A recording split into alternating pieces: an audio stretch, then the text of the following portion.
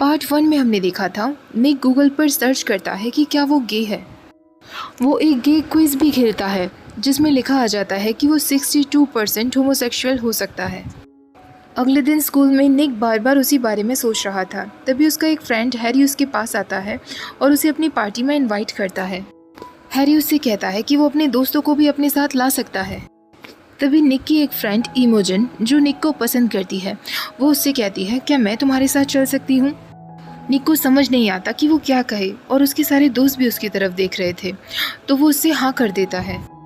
अब निक के सारे दोस्त उसे चिढ़ाने लगते हैं कि हैरी की पार्टी में तारा जोन्स भी आने वाली है, तुम तारा जोन्स और इमोजन के बीच कहीं फंस ना जाओ। निक कहता है, मेरी और तारा के बीच में कुछ नहीं है। जब हम छोटे थे तो बस हमने एक दूसरे को किस किया था, वो भी ना समझी में। तब उसके दोस्त कहते हैं, तो शायद तुम्हारे और इमोजन के बीच कुछ हो सकता है। निक इस बात पर कह देता है, हाँ शायद।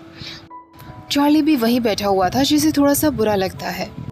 चार्ली और निक जब दोनों साथ में होते हैं तो निक आखिरकार उससे हैरी की पार्टी में चलने के लिए पूछ ही लेता है। चार्ली तुरंत उसे हाँ कर देता है। चार्ली रात के वक्त अपने दोस्तों को मैसेज करके बताता है कि निक ने उससे पार्टी में चलने के लिए पूछा है, तो कल वो उसके साथ जा रहा है। तभी उसका दोस्त ताऊ कहता है, लेकिन कल तो हम लोग साथ में बैठकर मूवी देखने वाले थे, तुम मेरे घर नहीं आओगे? निक उससे कहता है, मुझे माफ़ कर दो, हम फिर कभी साथ में हैंग आउट करेंगे। अगले दिन निक पार्टी में पहुंचता है। इमोजन उससे बात करने की कोशिश करती है, लेकिन निक की नज़रें सिर्फ चार्ली को ढूंढ रही थीं। जब चार्ली वहां पहुंचता है तो निक तुरंत उसके पास चला जाता है। वो दोनों साथ में बैठकर बातें करते हैं। तभी उसका दोस्त हैरी वहां आता है। हैरी निक से कहता है, तुम यहाँ बैठकर क्या कर रहे हो?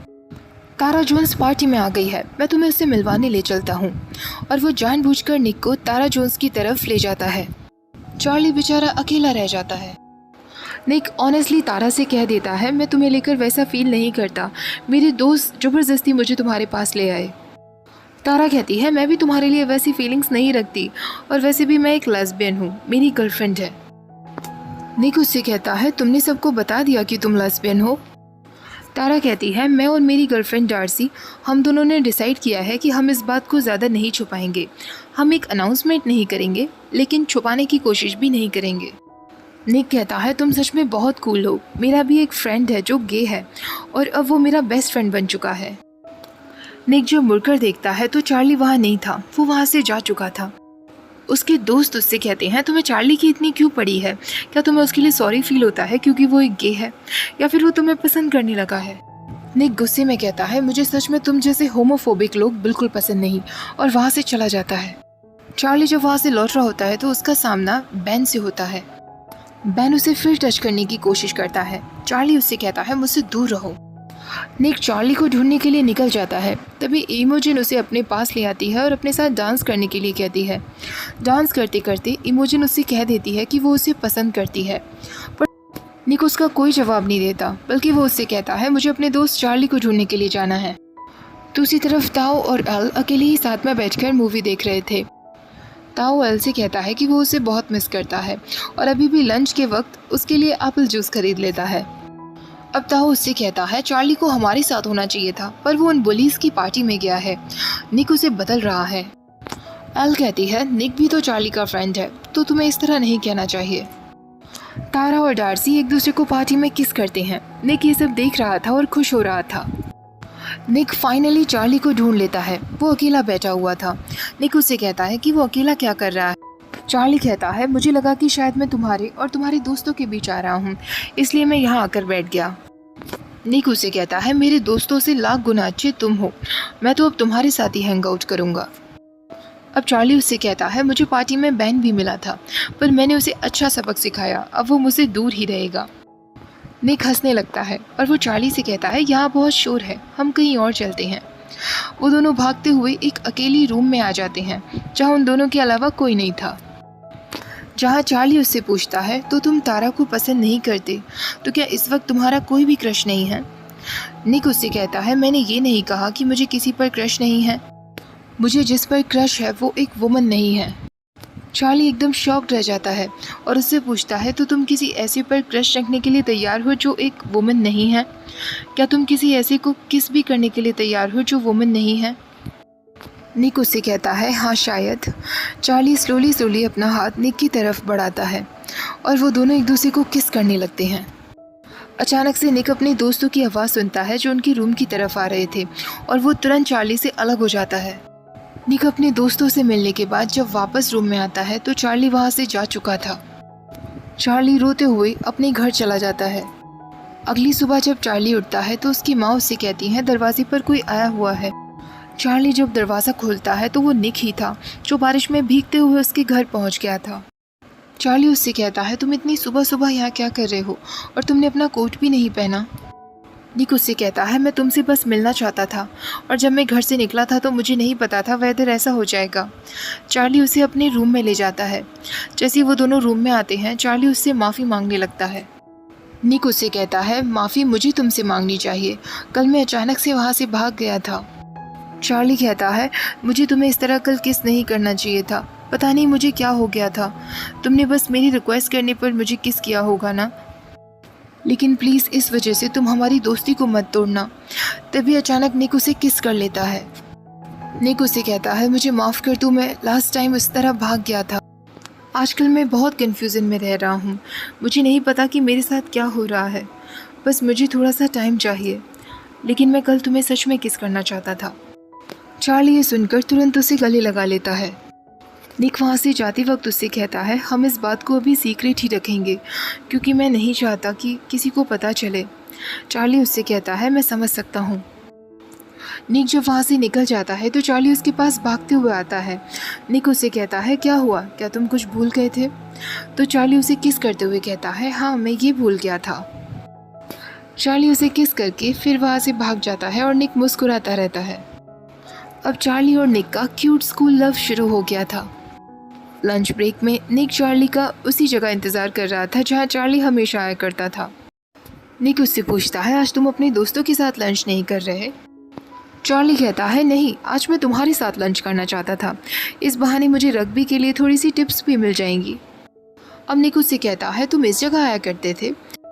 चार्ली कहता है हाँ, लास्ट ईयर मैं अक्सर यहाँ आया करता था जब सीनियर लोग मुझे बुली किया करते थे। मिस्टर अजय मेरी बातों को समझते थे। निक कहता है वो मुझे काफ़ी डांट रहे थे। तो चार्ली कहता है वो तुम्हें ज़रूर बैन समझ रहे होंगे, मैंने उन्हें बताया था कि मेरा एक बॉयफ्रेंड है बैन जो हमारे रिलेशनशिप को सीक्रेट रखना चाहता है। निक को थोड़ा बुरा लगता है तो चार्ली उससे कहता है तुम बुरा फील मत करो, मुझे पता है कि तुम भी अभी हमारे रिश्ते को सीक्रेट रखना चाहते हो, लेकिन तुम बहन जैसे बिल्कुल नहीं हो। उस दिन चार्ली जब रग्बी प्रैक्टिस के लिए जाता है तो वो बहुत गलतियाँ करता है। चार्ली कोच से कहता है मैं बहुत नर्वस फील कर रहा हूँ क्योंकि सारे टीम मेंबर्स कह रहे हैं कि मैं एक गे हूँ जो अच्छा नहीं खेल सकता। कोच उससे कहती है ऐसे बहुत से गेज रहे हैं जो स्पोर्ट्स में अच्छे थे, तो तुम अपना कॉन्फिडेंस लूज़ मत करो। चार्ली उस दिन अकेले ही रग्बी प्रैक्टिस में लगा रहता है। गर्ल्स स्कूल में लड़कियां आपस में बातें करने लगी थी कि हैरी की पार्टी में दो लड़कियों ने एक दूसरे को किस किया था। तारा और डार्सी कहते हैं कुछ टाइम बाद ये बातें बनना अपने आप ही बंद हो जाएंगी। तभी इमोजिन वहाँ आती है। वो तारा से कहती है मैंने सुना है कि तुम और निक बचपन के स्वीट हार्ट्स रहे हो, लेकिन मैंने ये भी सुना कि तुमने हैरी की पार्टी में किसी को किस किया था, वो भी एक लड़की को, तो तुम्हारे और निक के बीच में कुछ है या नहीं? तभी डार्सी कहती है वो लड़की मैं थी और तारा एक लेस्बियन है, मैं उसकी गर्लफ्रेंड हूँ। इमोजिन कहती है फिर मुझे कोई प्रॉब्लम नहीं है क्योंकि मैं और निक अब साथ साथ हैं। एल शॉक्ड होते हुए पूछती है तुम और निक सच में साथ साथ हो? तो इमोजिन कहती है हाँ ऐसा ही कह सकते हैं। ताऊ अपने दोस्त आइजैक से कहता है चार्ली अब हमेशा अपने उन बुली फ्रेंड्स के साथ रहता है अपने उस क्रश निक की वजह से, जबकि अभी तक वो दोनों डेटिंग भी नहीं कर रहे हैं। तभी निक और उसके सारे फ्रेंड्स वहाँ आ रहे थे। हैरी जानबूझकर ताऊ के मुंह पर बॉल मार देता है। निक के सारे दोस्त हंसने लगते हैं। निक ताऊ से बॉल मांगने के लिए आता है, लेकिन ताऊ उसे मना कर देता है क्योंकि ताऊ को लग रहा था कि निक भी अपने उन बुली फ्रेंड्स के जैसा ही है। जैसे ही निक वहाँ से मुड़कर जाने लगता है तो ताऊ उसके सिर पर बॉल ज़ोर से फेंक कर मारता है, लेकिन निक फिर भी उससे कुछ नहीं कहता और बॉल लेकर चला जाता है। अब उनकी स्कूल टीम का किसी और स्कूल टीम के साथ रग्बी मैच होने वाला था, जिसे देखने के लिए चार्ली के सारे फ्रेंड्स आए थे। एल ने अपनी दोनों फ्रेंड्स तारा और डार्सी को भी इनवाइट किया था। डार्सी चार्ली को चढ़ाने लगती है और वो उससे कहती है मैंने सुना है कि तुम्हारे और निक के बीच कुछ चल रहा है। तभी चार्ली उससे कहता है ये सिर्फ र्यूमर्स हैं, हमारे बीच कुछ नहीं है, हम फ्रेंड्स हैं। निक ये सारी बातें सुन रहा था। अब उन लोगों का रग्बी मैच शुरू हो जाता है। उनकी स्कूल टीम बार बार हार रही थी। अचानक से चार्ली एक प्लेयर को रोकने में गिर जाता है और घायल हो जाता है।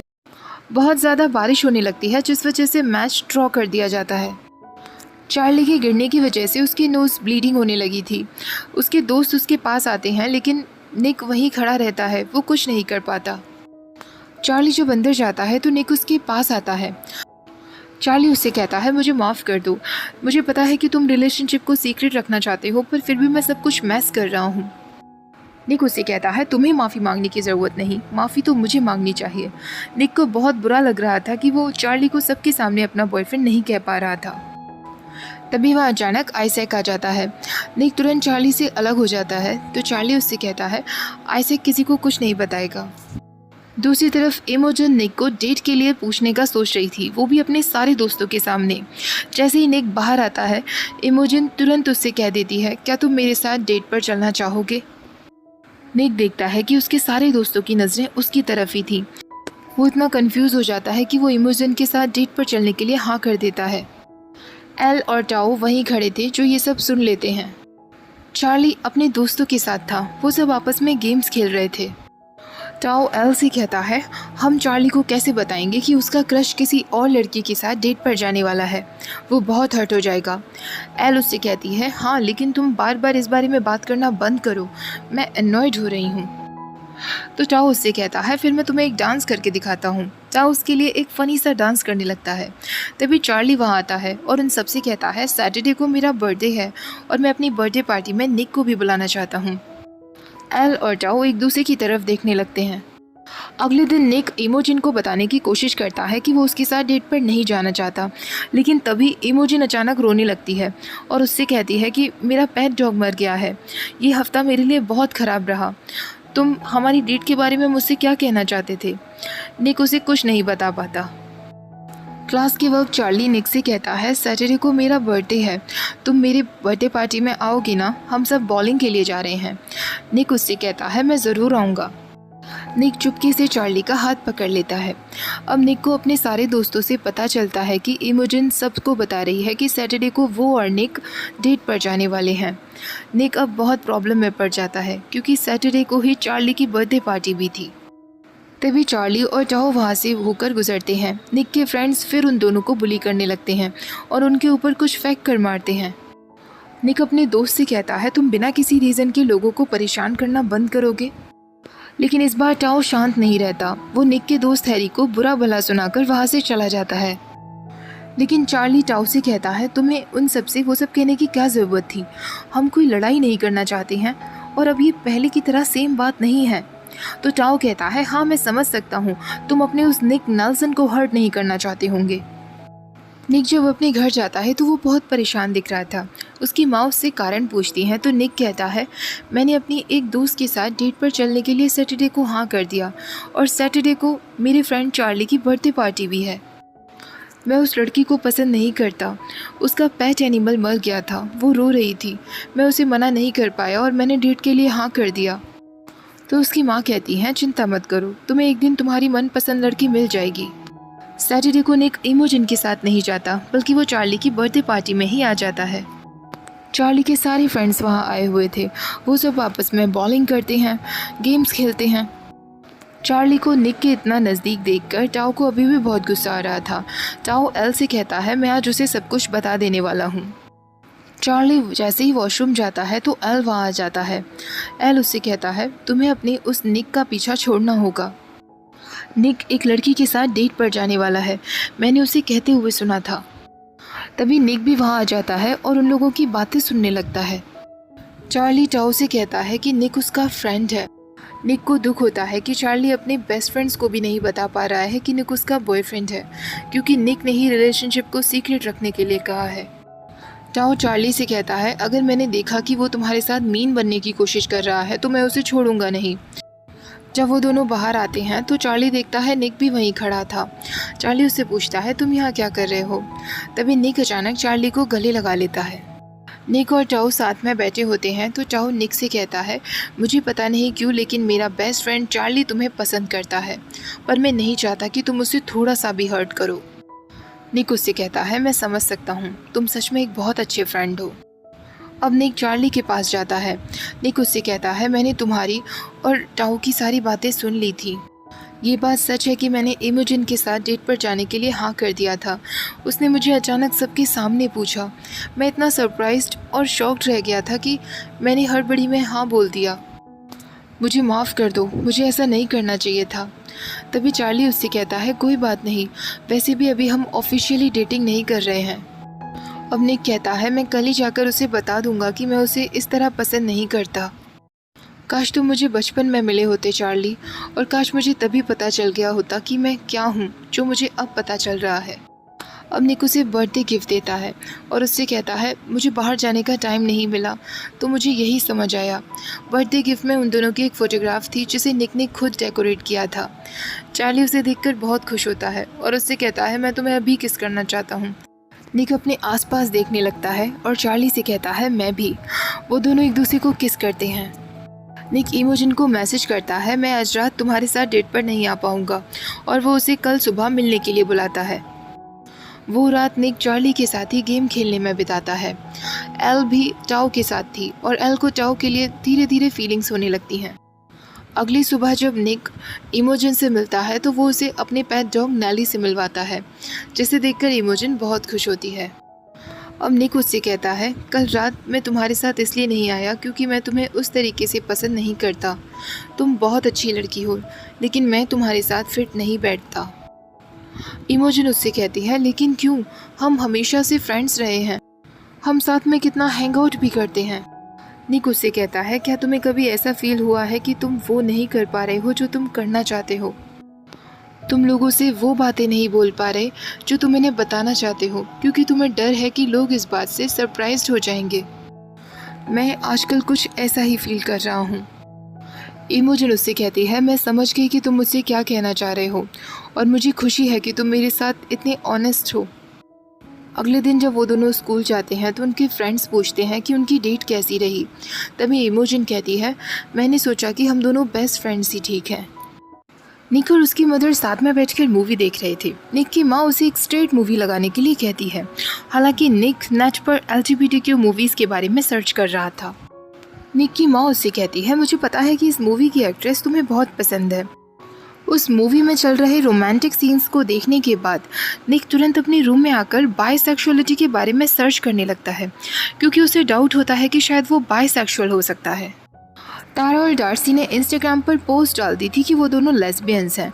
उनके कुछ फ्रेंड्स तो उन्हें सपोर्ट कर रहे थे, लेकिन कुछ फ्रेंड्स उन्हें बुली कर रहे थे। एल की नज़रें फ़ोन में थी, वो ताऊ को मैसेज कर रही थी।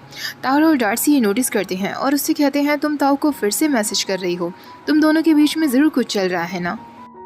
एल उन दोनों को बता देती है कि वो ताऊ को पसंद करती है, लेकिन अभी वो ये बात ताऊ से शेयर नहीं करना चाहती।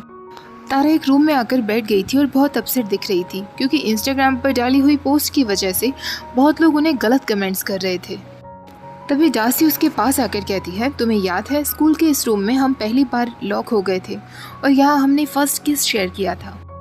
तभी उनकी टीचर वहाँ आकर कहती है, तुम दोस्तों की बातें कभी ख़त्म नहीं होती, जल्दी आकर अपनी रिहर्सल्स पर ध्यान दो। उनके जाने के बाद तारा डार्सी से कहती है, अभी भी एक पर्सन है जिन्हें नहीं पता कि हम कपल्स हैं। जब वो दोनों रिहर्सल के लिए जाती हैं तो एक लड़की तारा से कहने लगती है, मुझसे दूर बैठो वरना मुझे तुम्हारी लेस्बियन वाली बीमारी हो जाएगी। तारा डार्सी से कहती है, इनकी प्रॉब्लम क्या है, ये क्यों हमें चैन से नहीं जीने दे सकते। निक और चार्ली साथ में बैठे हुए थे। निक उससे पूछता है, तुम्हें कब रियलाइज़ हुआ था कि तुम एक गे हो? चार्ली कहता है, जब मैं बहुत छोटा था मुझे तभी पता चल गया था कि मुझे लड़कियों में कोई इंटरेस्ट नहीं है। निक उससे कहता है, मैं अभी भी अपनी सेक्सुअलिटी को लेकर बहुत कंफ्यूज्ड हूँ। मुझे ऐसा लग रहा है कि शायद मैं बायसेक्सुअल हूँ क्योंकि एक टाइम पर मैं लड़कियों को भी पसंद करता था। चार्ली कहता है, तुम बिल्कुल टेंशन मत लो, जब तुम्हें ठीक लगे तब तुम अपने बारे में सबको बता सकते हो। और क्या अभी तुम चाहते हो कि मैं तुम्हें किस करूं? शायद उससे तुम्हें थोड़ा ठीक लगेगा। निक कहता है, हाँ मैं चाहता हूँ। वो चार्ली को किस करने ही वाला होता है कि तभी वो एक कपल को देख लेता है जो वहाँ से गुजर रहे थे। निक तुरंत चार्ली से अलग हो जाता है और उससे कहता है, मुझे माफ़ कर दो। चार्ली कहता है, कोई बात नहीं। अगले दिन स्कूल में चार्ली अपनी म्यूज़िक रिहर्सल्स के लिए आया हुआ था। उन लोगों की एक म्यूज़िक इवेंट होने वाली थी जिसमें गर्ल्स भी पार्टिसिपेट कर रही थी। निक चार्ली से कहता है उस इवेंट में मैं भी आऊँगा और तुम्हें सपोर्ट करूँगा। चार्ली को उसकी टीचर रिहर्सल्स के लिए बुला लेती हैं। तभी तारा वहाँ आती है। वो निक से कहती है तुम चार्ली को सपोर्ट करने आए हो ना, इस इवेंट में हम भी हैं। तुम्हें और चार्ली को देखकर लगता है कि अब तुम दोनों डेटिंग कर रहे हो।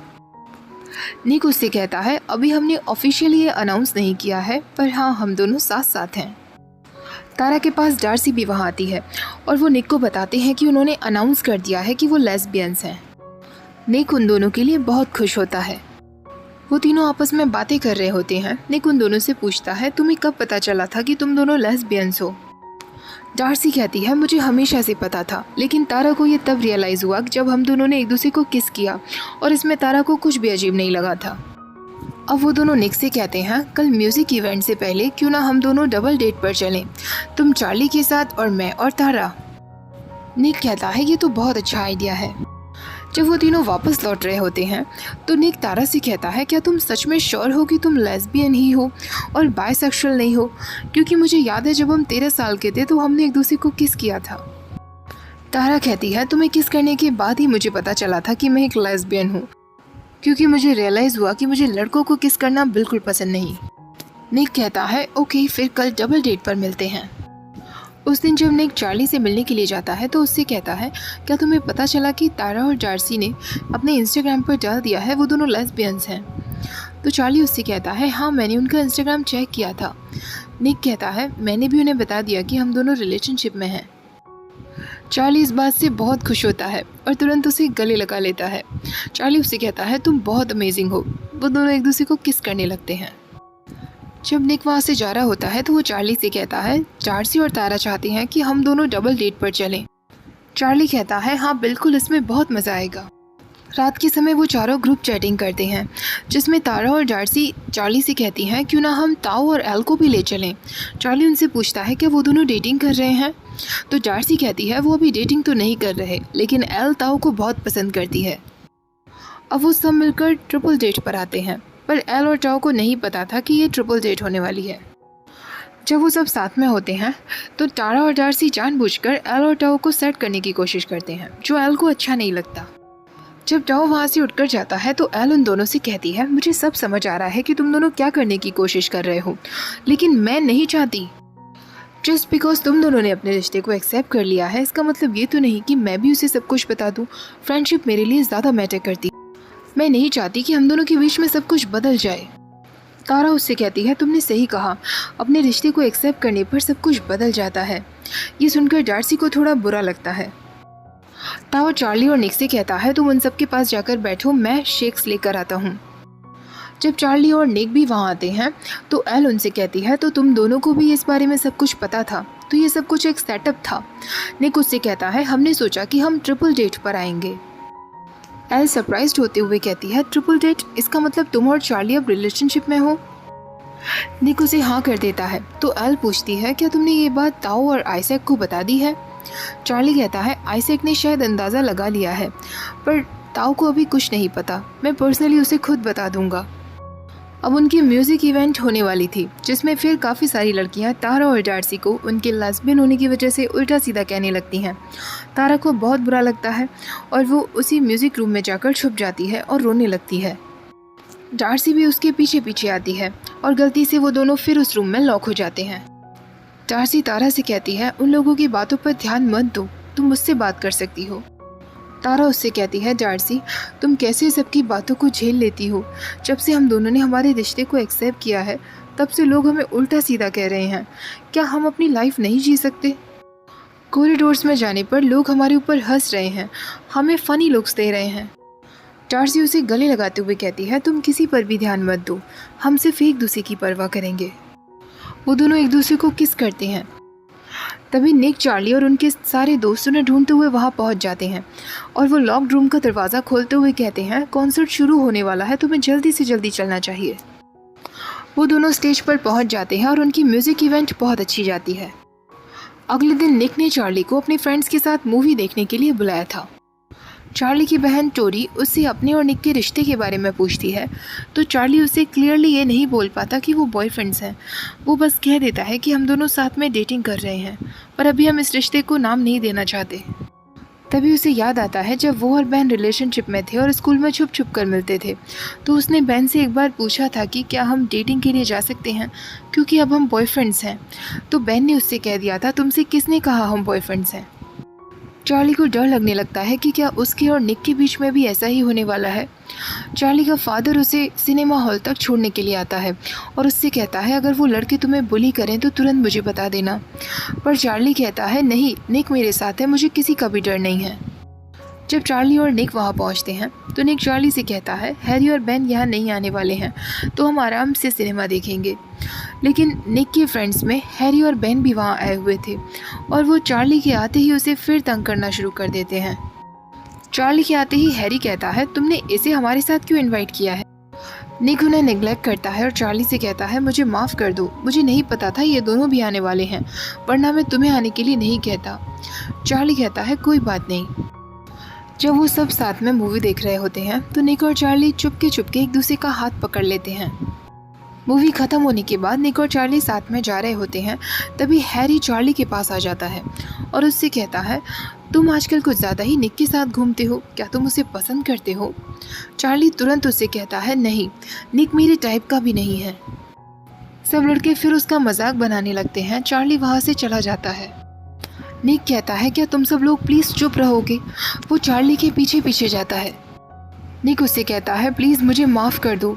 चार्ली कहता है, तुम्हें माफ़ी मांगने की ज़रूरत नहीं है, मुझे अब ये सब की आदत हो गई है, ऐसा मेरे साथ पहली बार नहीं हुआ है। मेरे डैड आ गए हैं तो मैं घर जा रहा हूँ। ऐसा कहकर चार्ली वहाँ से जाने लगता है। तभी बेन वहाँ आता है। बेन उससे कहता है, तो अब तुम निक के साथ हो, मैंने सिनेमा हॉल में तुम्हें एक दूसरे का हाथ पकड़े हुए देखा था। तुम्हें क्या लगता है वो तुम्हें पसंद करता है? वो भी अपना टाइम पास कर रहा होगा। तुम्हारे जैसे डेस्परेट लड़के के साथ कौन डेटिंग करना चाहेगा। मैं भी सिर्फ तुम्हारे साथ इस वजह से था क्योंकि मुझे तुम पर तरस आ गया था। हर कोई तुम्हें बुली करता था और तुम आराम से सुनकर चले आते थे। मैं तो एक गे हूँ भी नहीं, मैं सिर्फ तुम्हारे साथ मज़े ले रहा था।